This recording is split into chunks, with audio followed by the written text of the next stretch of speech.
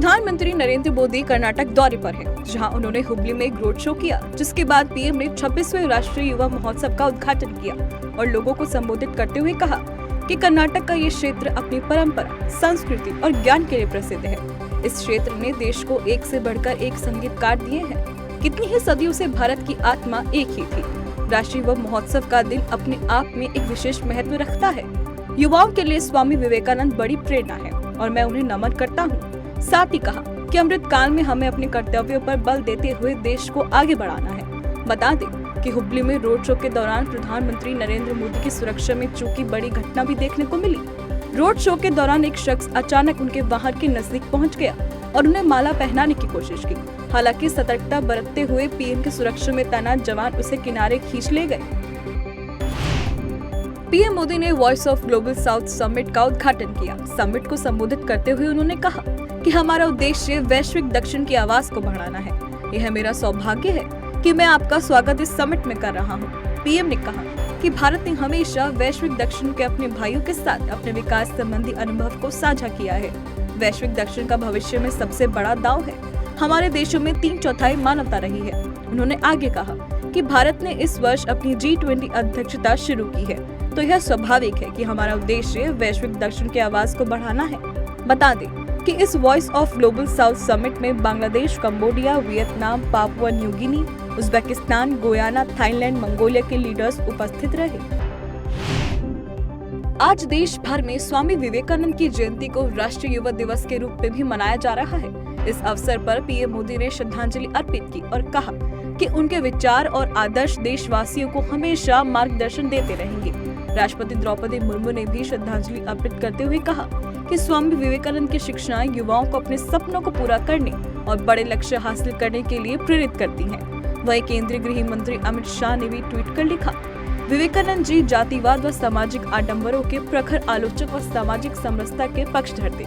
उनका असीम ज्ञान व प्रेरक विचार युगों युगों तक युवाओं के लिए प्रेरणा का केंद्र बने रहेंगे। साथ ही सीएम योगी आदित्यनाथ ने भी ट्वीट कर लिखा कि गर्व से कहो हम हिंदू हैं। सनातन संस्कृति व भारतीय अध्यात्म परंपराओं को वैश्विक क्षितिज पर पुनर्स्थापित करने वाले महान सन्यासी युवाओं के आदर्श स्वामी विवेकानंद की जयंती पर उन्हें विनम्र श्रद्धांजलि।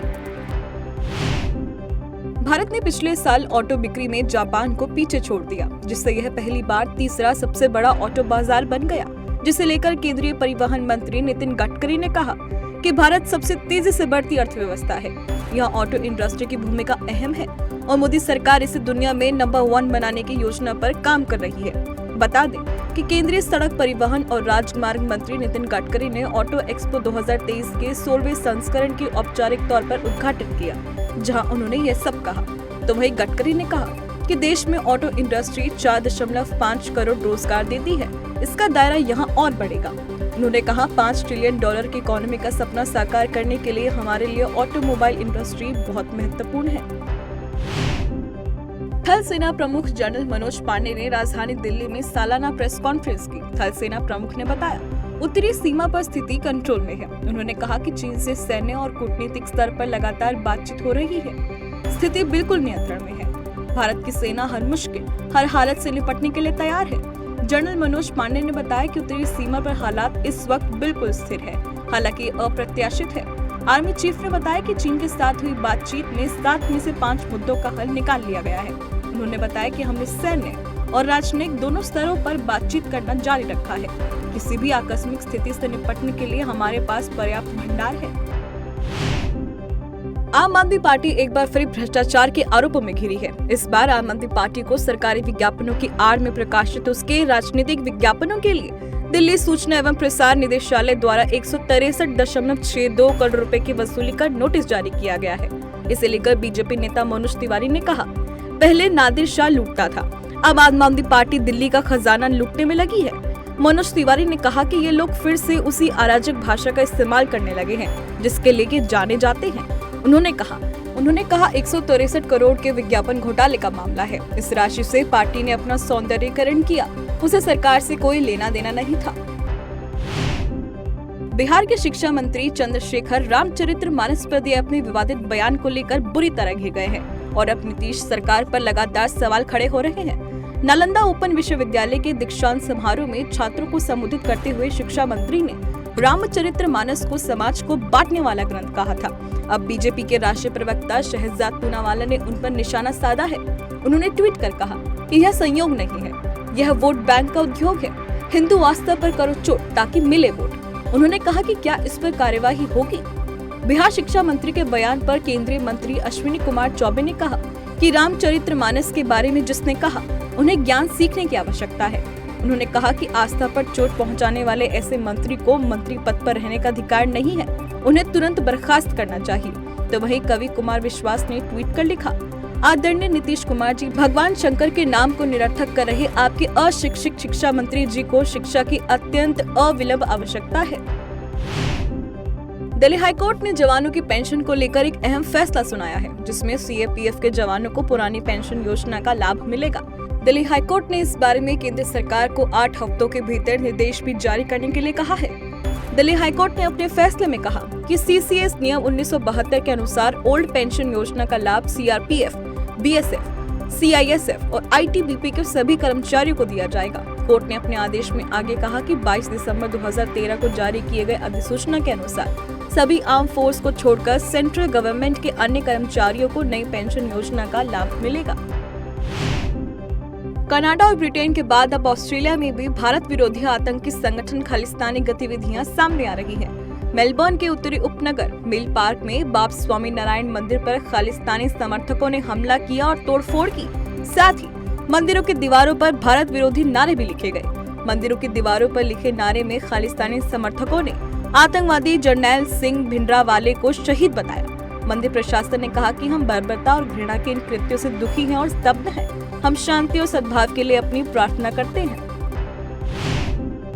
अफगानिस्तान में महिलाओं का सांस लेना भी अब दूभर हो गया है। अफगानिस्तान की तालिबानी सरकार महिलाओं के लिए हर दिन नए फरमान जारी कर रही है। इसी कड़ी में अफगानिस्तान में अब महिलाओं को किसी भी खेल में हिस्सा लेने के लिए भी मना कर दिया गया है। वहीं महिला एथलीटों ने कहा कि तालिबान ने न सिर्फ लड़कियों और महिलाओं के किसी भी खेल गतिविधि में हिस्सा लेने पर पाबंदी लगा दी है, बल्कि किसी वक्त खेल में सक्रिय रही महिलाओं व लड़कियों को लगातार धमकाया और प्रताड़ित भी किया गया है। तालिबान के लोग लड़कियों को निजी रूप से खेल का अभ्यास करने पर भी गंभीर अंजाम भुगतने की धमकी दे रही है।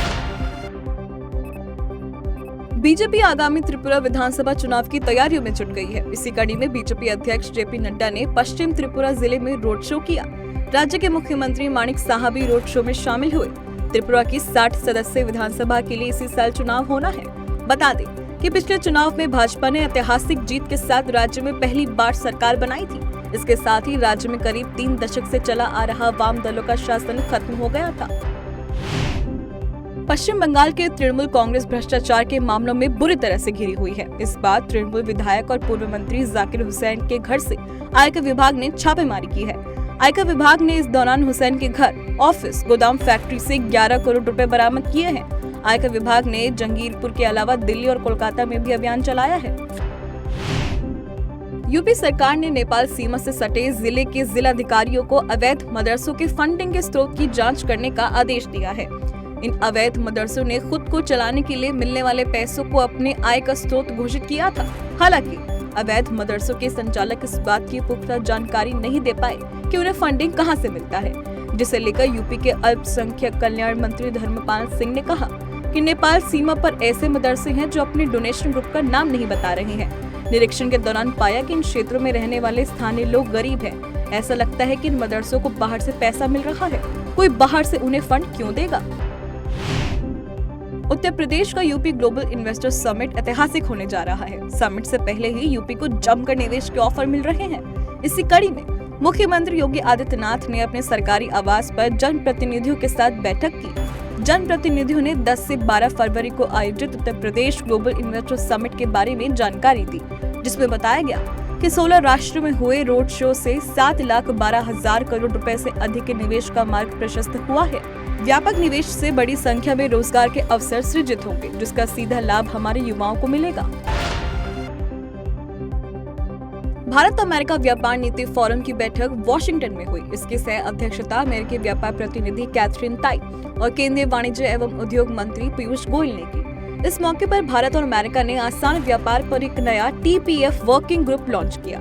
यूएस इंडिया बिजनेस काउंसिल के अध्यक्ष अतुल केशप ने व्यापार संबंधों को और बढ़ावा देने वाले इस कदम के लिए दोनों देशों की सराहना की है। उन्होंने कहा कि यह बैठक दोनों देशों के बीच वाणिज्यिक संबंधों को मजबूत करने के सतत प्रयास की दिशा में एक महत्वपूर्ण कदम है। केशप ने कहा कि दोनों पक्षों द्वारा टीपीएफ को त्रैमासिक आधार पर पुनर्गठित करने के लिए व्यक्त किए गए इरादे से वो प्रोत्साहित है। नासा के वैज्ञानिकों को बड़ी कामयाबी मिली है। नासा ने लगभग 100 प्रकाश वर्ष दूर एक छोटे तारे के चारों ओर घूमते हुए एक ग्रह को खोजा है। ये ग्रह पृथ्वी के आकार का है। इस ग्रह का नाम TOI 700e है। यह एक चट्टानी ग्रह है जिसका आकार पृथ्वी का 95% है। इस ग्रह की सतह पर पानी पाए जाने की संभावना है। इसके लिए वैज्ञानिकों ने नासा के ट्रांसिस्टिंग एक्सोप्लैनेट सर्वे सैटेलाइट का इस्तेमाल किया है। यह चौथा ग्रह है जिसे एक बोने तारे TOI 700e की परिक्रमा करते हुए खोजा गया है।